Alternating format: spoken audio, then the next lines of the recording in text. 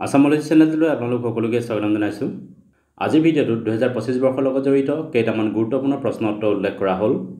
ভিডিঅ'টোৰ প্ৰথম প্ৰশ্নটো হৈছে ইৰাণৰ পৰা ভাৰতীয়সকলক উদ্ধাৰ কৰিবলৈ ভাৰত চৰকাৰে গ্ৰহণ কৰা অভিযানটোৰ নাম কি আছিল? উত্তৰ অপাৰেশ্যন সিন্ধু। বৰ্তমান ইৰাণ আৰু ইজৰাইলৰ মাজত সংঘাত চলি আছে। ইৰাণৰ সংঘাত প্ৰভাৱিত ঠাইসমূহত আবদ্ধ হৈ পৰা ভাৰতীয় লোকসকলক উদ্ধাৰ কৰিবৰ কাৰণে ভাৰত চৰকাৰে অপাৰেশ্যন সিন্ধু লঞ্চ কৰিছিল।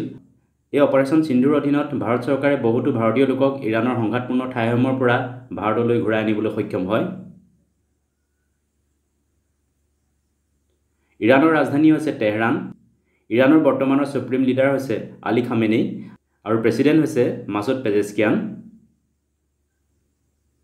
আন্তঃৰাষ্ট্ৰীয় যোগ দিৱস 2025 বৰ্ষৰ থিম কি আছিল? উত্তৰ যোগ দিৱসৰ 2025 বৰ্ষৰ থিম আছিল yoga for one earth one health. QS world university ranking 2025 বৰ্ষত ভাৰতৰ কোনখন বিশ্ববিদ্যালয়ে 123 সংখ্যক স্থান লাভ কৰিছে? উত্তৰ IIT দিল্লী। এই ৰেংকিঙত USAৰ MITয়ে প্ৰথম স্থান দখল কৰিছে।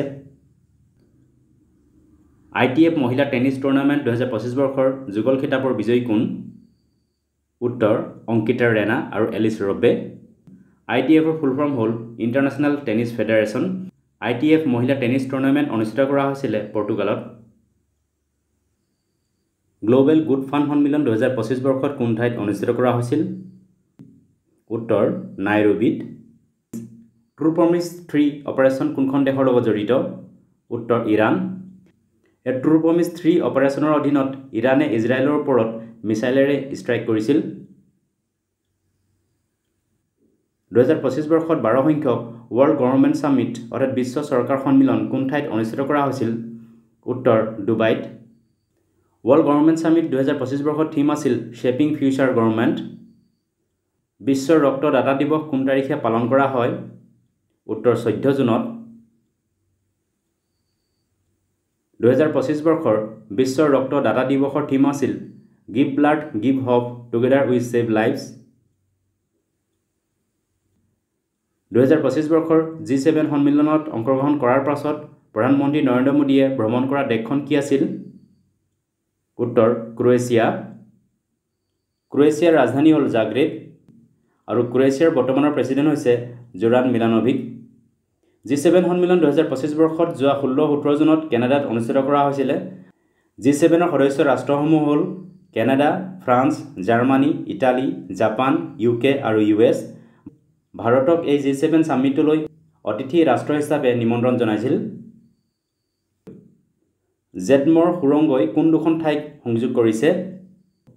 উত্তৰ জম্মু কাশ্মীৰৰ গগনগিৰ আৰু সোনামাৰ্গক। জেটমৰ টানেলক সোনামাৰ্গ টানেল নামেৰেও জনা যায়। এই সুৰংগৰ দৈৰ্ঘ্য হৈছে 6.5 কিলোমিটাৰ। এই সুৰংগ ভাৰতৰ কেন্দ্ৰীয়শাসিত অঞ্চল জম্মু আৰু কাশ্মীৰত অৱস্থিত। স্পৰ্টছ ৱৰ্ল্ড কাপ 2025 বৰ্ষত কোন ঠাইত অনুষ্ঠিত কৰা হ'ব? উত্তৰ ছৌদি আৰবৰ ৰাজধানী ৰিয়াদত। এই ৱৰ্ল্ড কাপ 2025 বৰ্ষৰ 8 জুলাইৰ পৰা 24 আগষ্টলৈকে অনুষ্ঠিত কৰা হ'ব। Why ভাৰত মেটাৰ্ছ এই গ্ৰন্থখনৰ লেখক কোন? উত্তৰ doctor S Jaishankar. Doctor S Jaishankar বৰ্তমান ভাৰতৰ বৈদেশিক মন্ত্ৰী। নূৰ মিছাইল কোনখন দেশে বিকাশ সাধন কৰিছিল? উত্তৰ ইৰাণ। এইকেইটা আছিল 2025 বৰ্ষৰ লগত জড়িত কেইটামান গুৰুত্বপূৰ্ণ প্ৰশ্ন উত্তৰ। ভিডিঅ'টো চোৱাৰ বাবে ধন্যবাদ। যদি ভিডিঅ'টো ভাল লাগিলে লাইক কৰিবলৈ লগতে চেনেলটো ছাবস্ক্ৰাইব কৰিবলৈ অনুৰোধ জনালোঁ। ধন্যবাদ।